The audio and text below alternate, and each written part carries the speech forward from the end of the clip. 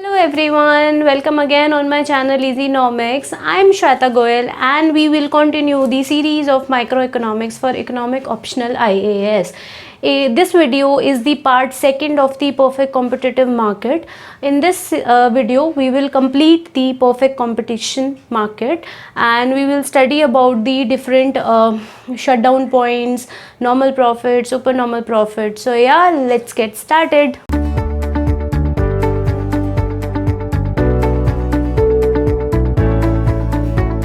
Part 1 of the perfect competitive market is already uploaded on my channel. I'll attach the link in the description box. So first watch out the part 1 and then come to the part 2. Now let's begin. So in the normal life हमें cost वो लगती है जो हम pay करते हैं. For example, if I include my cost of making this video, I'll include the cost of this board, this cost of this chalk, cost of the lighting, etc. But we have the other cost also, which is not explicit but which is implicit. For example, my opportunity cost of teaching here, I can do something else also. So I am leaving that for doing this. So this is my opportunity cost of doing this. This cost is implicit in nature.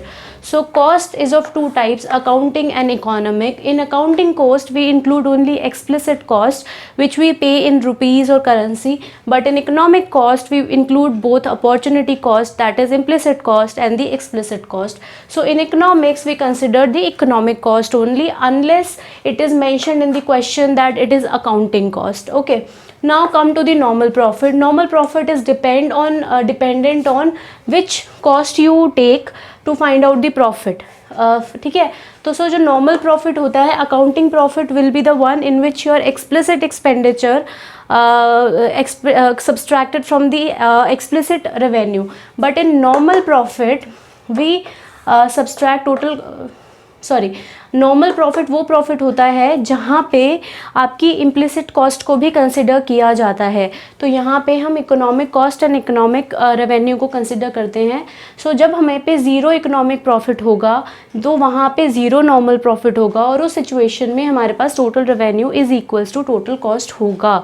ठीक है, तो ये याद रखना, normal profit means your opportunity cost is also included in the is considered in the process. Okay, so average total cost is equals to total cost divided by quantity. So हम यहाँ से total cost की value निकाल सकते हैं, average total cost into में quantity. Now total cost is equals to price into quantity. Now profit, this pi represents the profit. So profit is equals to T R minus T C. यहीं पढ़ा हमने, T R minus T C. Now what is your T R? Your T R is P into में Q and your TC is ATC into में Q. Now Q can be taken as common and then it will remain, what will remain here? P minus average total cost. So this is your formula of profit for the perfect competitive market. Price minus average total cost into में quantity. Super normal profit जब होगा when our price is greater than average total cost. Assume करो ना खुद, हमारी per unit average total cost कितनी आ रही है? 10 रुपये, लेकिन हम उसको 12 में बेच रहे हैं, तो obviously we are getting 2 rupees profit. So what we are earning? Super normal profit. It means आपका इंडिविजुअल का प्रॉफिट ऑलरेडी इंक्लूडेड होता है नॉर्मल प्रॉफिट में, लेकिन वहाँ पे फिर भी आपको ज़ीरो दिखाते हो. अब आपको सुपर हो रहा है, इट मीन्स आपका अपना प्रॉफिट तो है ही बट आपको एक्स्ट्रा भी मिल रहा है. So this is the condition for super normal profit. If your price is lesser than your average total cost, then you will be having loss, and if your price is equals to average total cost, then you will be having normal profit. It means zero economic profit. It means your profit or your share of opportunity cost is already considered here. Let's study the case of supernormal profit. So आपको क्या देखो, यहाँ पे ना procedure अच्छे से समझना. Procedure will remain same in each and every case. This is your average revenue is equals to marginal revenue is equals to price curve. ये कैसे आया? ये I already told you in my previous lecture, so go and watch this video to bring more clarity. And this is our marginal cost. ये curve कैसे आया? This I already explained to you in my previous second last lecture. ठीक है, so ये MC curve है, ये आपका ATC curve है। देखो MC curve and ARMR curve will remain same in all of the cases. It's ATC curve जिसकी position very करेगी और उसके केसेस पे आपके प्रॉफिट वेरी करेंगे, ठीक है। सो ये this is your AR is equals to MR curve, this is your MC curve. So when your price is lesser than ATC, ठीक है, तो ये आपका इक्विलिब्रियम था, MR is equals to MC, इस MR is equals to MC पे ये आपका ATC है। So this is your equilibrium price but this is your cost, ठीक है, average total cost. So your price is greater than average total cost, then this shaded area represents your super normal profit, ठीक है। I hope you are clear with the case 1. Now consider the case 2, the case of normal profit where you will be having zero economic profit. So this is your AR is equals to MR curve again, this is your MC upward sloping. Now the position of ATC will change, so ये यहाँ आ जाएगी अब की बार. So that this is your price, this is your cost, so your price is equals to ATC, so you will be having normal profit only. Now consider the case of loss, third case. In this case your ATC will be above your price line, ठीक है। तो आपका ये equilibrium है, इस equilibrium पे आपकी इतनी कॉस्ट है, इतना प्राइस है, तो cost is greater than price, so you will be having loss, ठीक है। तो ये जो शेडेड एरिया होगा this will represent your loss. In this case shaded area represented your super normal profit, but in this case your shaded area represented your loss. So these are the three cases which the UPSC asked in the exam to draw, so you should be aware about that. Now there is one more topic important here related to the perfect competitive market, that is the shutdown point. Shutdown point वो point, ये सारी चीज़ें हम short run में consider कर रहे हैं, ठीक है। ये सब सिर्फ शॉर्ट रन में वैलिड है, लॉन्ग रन में इनमें से कुछ भी काम नहीं करता है, वहाँ सिर्फ नॉर्मल प्रॉफिट एग्जिस्ट करता है, वहाँ कोई सुपर नॉर्मल लॉस ये सब चीज़ें कंडीशन एग्जिस्ट नहीं करती है. So we are studying all this in the short run only.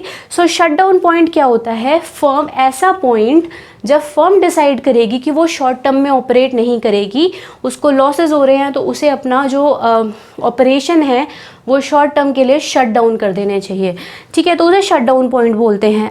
अभी तक हम जो थे वो ATC कंसिडर कर रहे थे, average total cost, but I have told you that ATC is equals to fixed cost plus variable cost, ठीक है. तो शट डाउन पॉइंट जो होता है वो होता है minimum of average variable cost.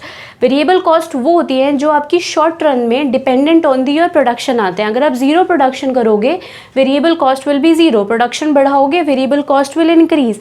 But fixed cost जो होती है वो फिक्स्ड रहती है, चाहे आप प्रोड्यूस करो चाहे ना करो. मैंने रूम रेंट पे लिया, मेरा कॉस्ट आएगा, चाहे मैं उसमें उसको यूज़ करूँ चाहे मैं ना करूँ, ठीक है. लेकिन मेरा इलेक्ट्रिसिटी बिल सिर्फ जब आएगा जब मैं उसको यूज़ करूँगी. So that is the difference between variable cost and the fixed cost.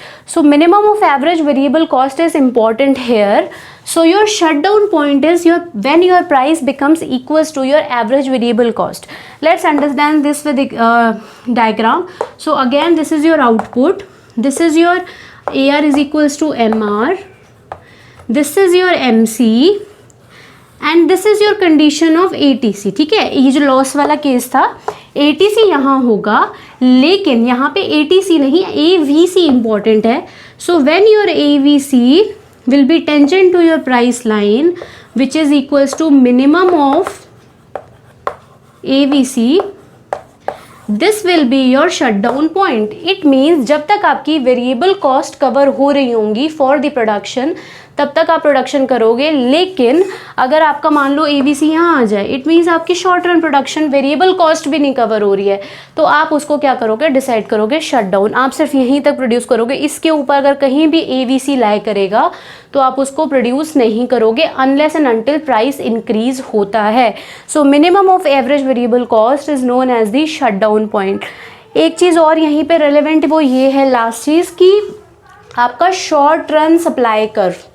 Short run supply curve वो फॉर्म क्या होता है? शॉर्ट रन सप्लाई कर्व जो होता है वो जो बेसिकली जो आपका ये MC का अपवर्ड पोर्शन होता है मिनिमम ऑफ AVC के बाद से, this is known as your short run supply curve because firm जो होगी वो सिर्फ तभी प्रोड्यूस करेगी जब प्राइस इंक्रीज होगा, अदरवाइज प्राइस अगर इतना ही रहेगा तो वो एवीसी पे ही रहेगी और वो शट डाउन करके बैठेगी। प्राइस बढ़ाओगे तो ही वो सप्लाई बढ़ाएगी। So this becomes your short run supply curve for the firm. So this is all about the perfect competition. These all cases exist in the short run. Now I am left with the long run case of perfect competition. This I will take it later. In the next class I will be beginning with the monopoly market, and I hope you are clear with the concept. If you really like my content, then please do subscribe my channel, which keeps me motivated to make more content for you. And do subscribe my channel for more economics related courses. So yeah, stay tuned.